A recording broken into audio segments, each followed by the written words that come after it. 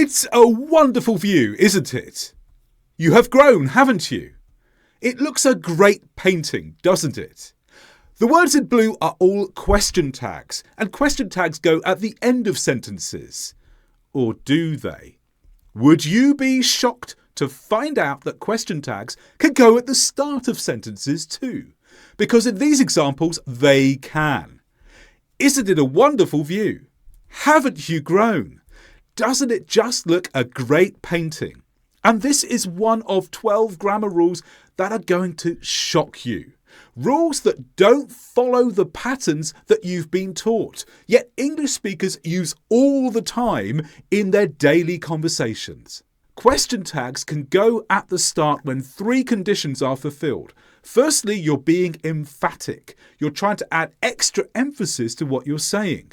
Secondly, the tag has to be negative. And thirdly, it's not a genuine question. You're saying something that you expect the other person to agree with. For our second rule, look at the picture. You might say, "My stomach hurts." But if someone's hit you, you could say this: "You hit me in the stomach." Now, why do we say "my stomach hurts," but "you hit me in the stomach"? Why don't we say "in my stomach"? Well, it's because when you describe parts of your own body, you use a possessive except when coming after prepositions. After a preposition, you use the, not "in my stomach," but "in the stomach." The next one is about a parent who's telling their child to go and play. You need to go and play. If they want to say it more quickly, they could say this: "Go and play." But in real life conversations, they might actually say this: "Go play." What do you notice about "go play"? We have a sentence that just consists of 2 verbs. 2 verb sentences. Now that shocks us because we expect sentences to have a subject and a verb. But here we don't just have 1 verb at the beginning, but we have just 2 verbs. Why? With imperatives, that's where we're giving orders, a conversational sentence can consist of 2 verbs and nothing else. The first verb gives the order and the second verb gives the activity. A 2-verb sentence. For our next rule, imagine that someone is coming to see you. You're currently working and you're thinking about what you will do. Maybe you think this: "If my friend arrives, I'll stop work." And this is called the first conditional. If with the present tense, if my friend arrives, I'll stop work. I will stop work. Condition with if, will for the result. But actually, we have a number of choices here. We could have done the following. If my friend arrives today, I might make a cup of coffee. If my friend arrives today, she should bring good news. If my friend arrives today, it would have been 10 days since her last visit. And this surprises us because actually, with conditionals, there is no fixed rule for the grammar in the part without if. What happens is, we say the first bit, "if my friend arrives," and then at that point we decide what's most appropriate to come next. Now usually it's a clause starting with will, because that gives a simple present or future consequence.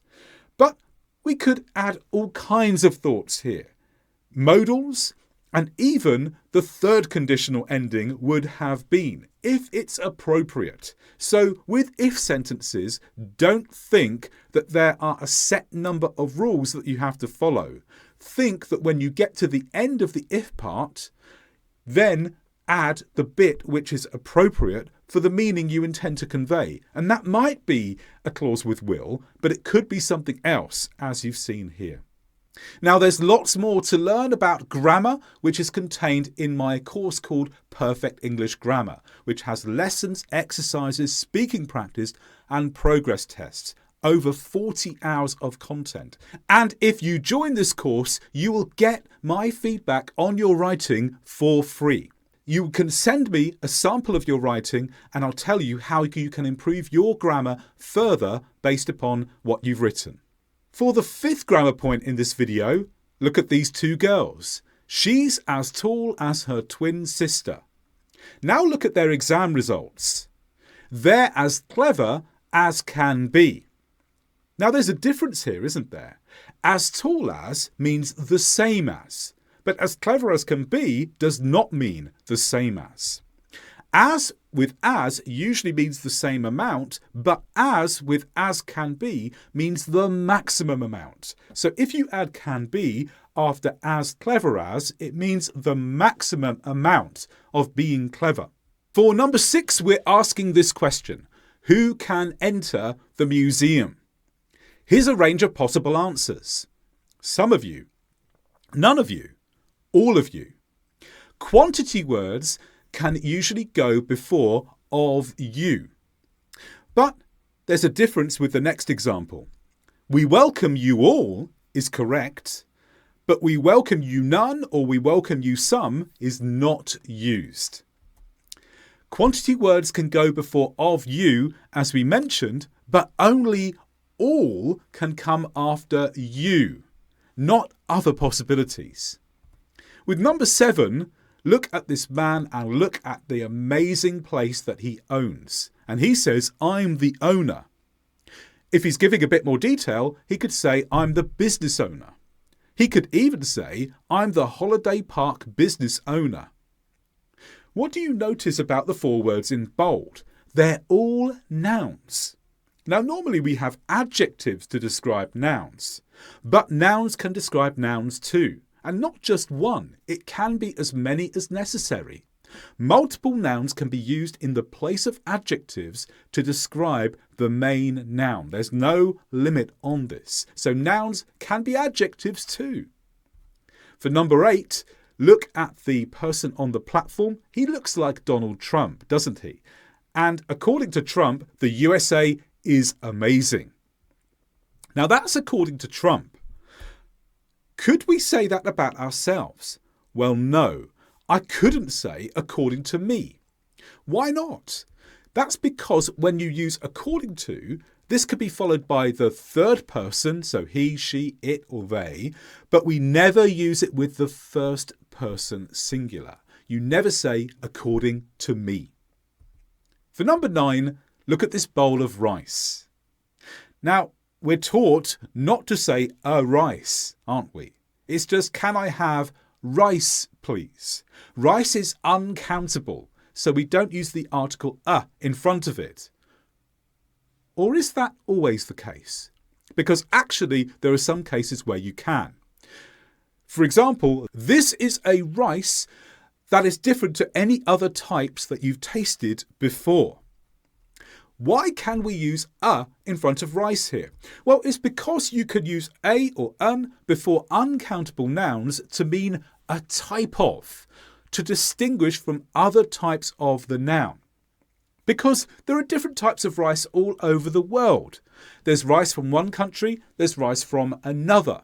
And if I want to emphasize the qualities of one particular source of rice, then I could say, this is a rice. To make it clear, I'm talking about this one and not this type. For number 10, look at this man trying to push this object. Someone tells him, if you try more, it will get easier. But here's another way you could say it. The more you try, the easier it will get. And that surprises us because the order of the sentence looks all wrong. The subject comes after the comparative. More before you, easier before it. Now, why is this? Well, it's perfectly good English. Here's a structure that English people use all the time. Use the followed by a comparative in one clause and then the with a comparative in the next clause to show the relationship between two things. The more you try leads to the easier it will get. In 11, look at these plants growing. They start small and they grow bigger and bigger. We could describe the process like this. The seeds were planted, they grew steadily, Plants appeared in the ground. Here, one thing leads to the next, leads to the next, and there's a progression of time. What's different about this example, though?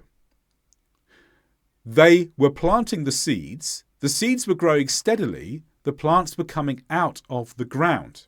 Now, why have I crossed out were planting, were growing, and were coming? It's because when we use the past continuous, this kind of story doesn't work.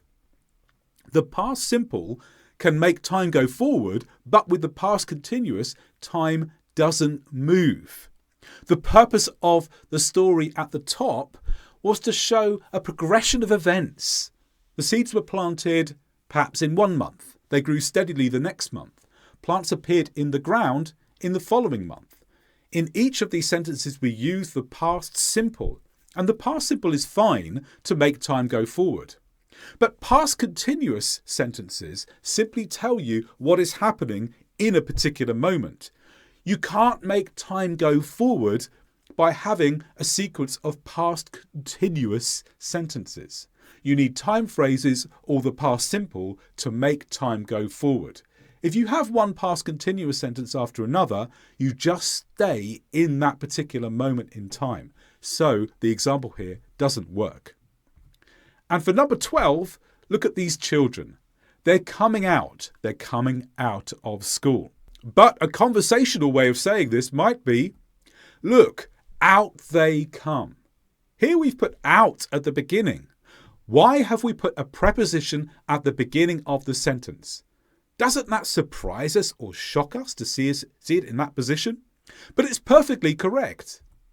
In conversational English, the preposition can start the clause with a simple activity. So out describes the activity. It's the movement.